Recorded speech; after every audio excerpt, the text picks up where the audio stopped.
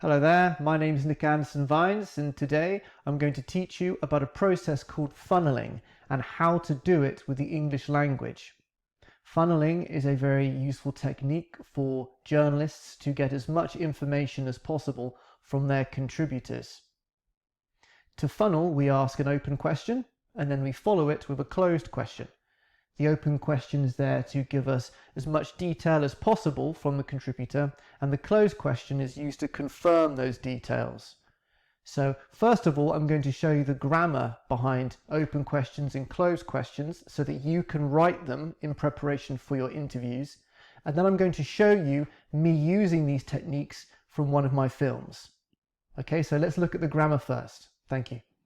Now, closed questions, as you know, typically require yes or no for an answer, and they are most of the time fronted with auxiliary verbs. Now, they can have a modal verb at the beginning, but let's just look at the auxiliary verb closed questions. Now, auxiliary verbs, as you know, are be, do, or have. Okay, so closed questions begin with an auxiliary verb.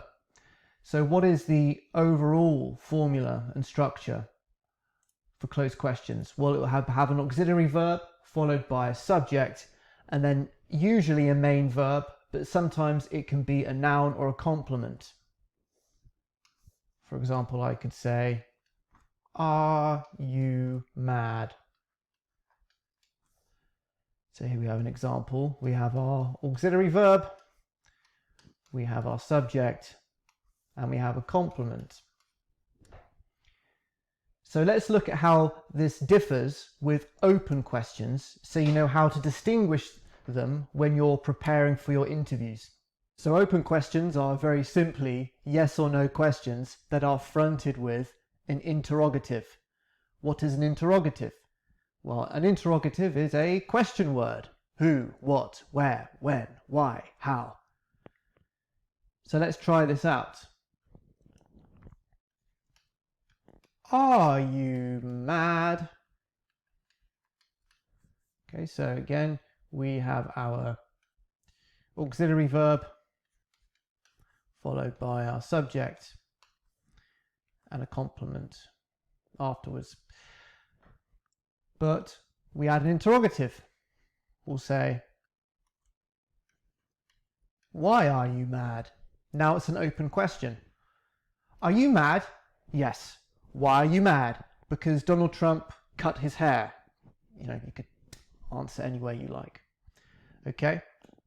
So now we are going to look at how we use these in interviews. So to funnel in an interview, we very simply put open questions after closed questions.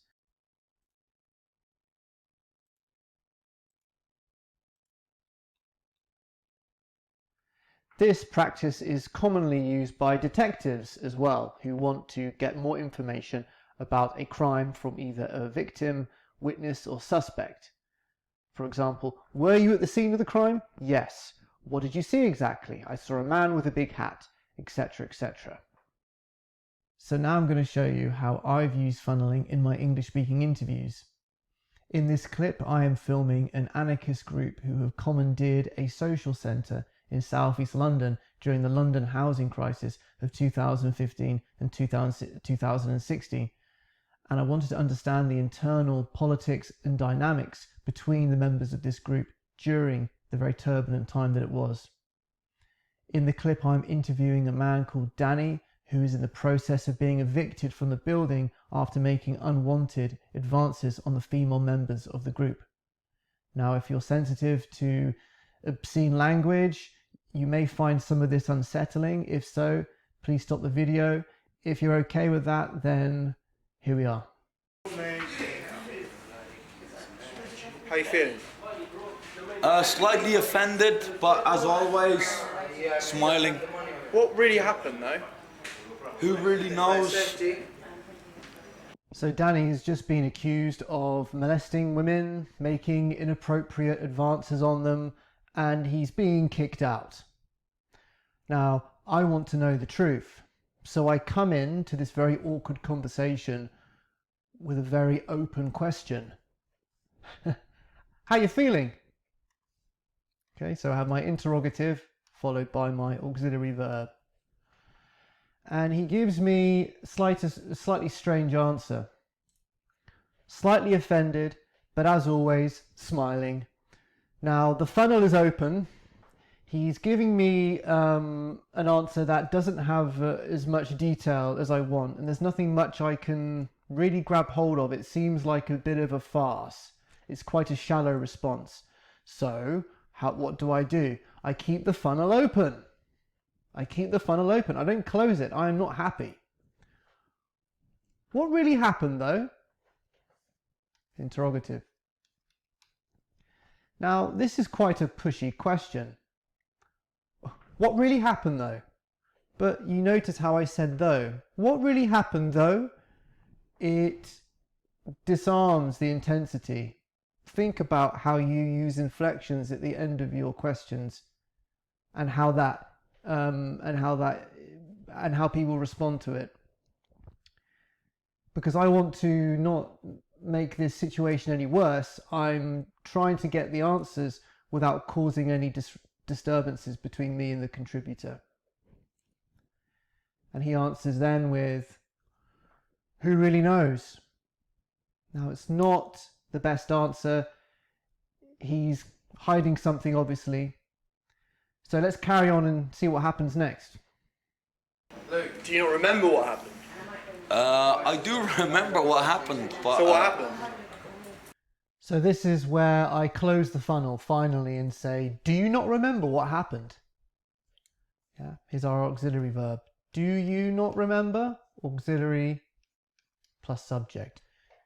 Do you not remember what happened? I want to close the funnel because I want some facts, and if it's just a yes or a no, that's enough for me then to open the funnel again and ask an open question. So I do that immediately after he says, I do remember what happened. So I'm like, open up again. So what happened? This is the pursuit of truth. This is how you get the truth as soon as possible. This is the attempt to get the truth anyway. But he's obviously hiding most of the truth. So it's difficult. Do you think you should say sorry, maybe? Good man. No.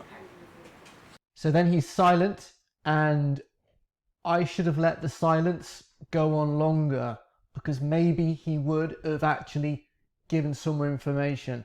But I, regrettably, close the funnel and ask a yes or no question, which was, do you think you should say sorry? Now, I'm not happy with what I said here, because it's kind of provocative. I'm shedding heat. I'm not shedding light. I'm making the situation more volatile, and I shouldn't have said that. But it gets me some truth. I said, do you? So auxiliary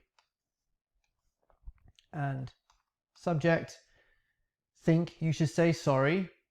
And you notice how I said sorry. Do you think you should say sorry? Sorry, okay? I'm not aggressive. I'm not saying, do you think you should say sorry? Again, I'm disarming the aggression. I'm flattening the inflection at the end of the sentence. It's how you get away with asking difficult questions. You use your tonality. And he gives me his no. Okay, what happens next? Why do you want me to say sorry? What did I do wrong again? There's three people saying that you've touched them inappropriately, that you've said inappropriate things. And for fuck's sake, that's not what we're about, so fuck off. I had a lot of sympathy for you. You're a fucking bastard. I had a lot of sympathy for you before this started. I was on your side, I'm not on your side anymore. You just keep making it worse for yourself. You know it, you, Luke. I don't fucking know. Yeah, alright, look, fuck me. Let's get this guy out of it. Why are you gonna kick me out? Yeah. Dante! What do you mean, or what? Dante, why are you touching me, bro? Get out the door now. What did I Take do your money wrong? and fuck off. But what the fuck did I do wrong, bro? You've been told to get out now. What did I do wrong? Get the fuck out of this building now. Don't touch me, bro. Like, what did I talk to me? hurt him or what? Just talk. What the fuck did I do wrong, bro? Get out now. Are you all fucking serious? Get I'm out, taking my stuff. My shoes. Your bag's there. We've got your shoes. Where outside? Get my shoes. Go on. Why you Out being for the so door, rude, bro. cunt? Let him put his Out shoes for the door. on. No, you can grab your shoes when you get outside. What are you fucking doing? It's the same shit over and over again. So he got kicked out of the zone. I'm sorry, Danny. I know there's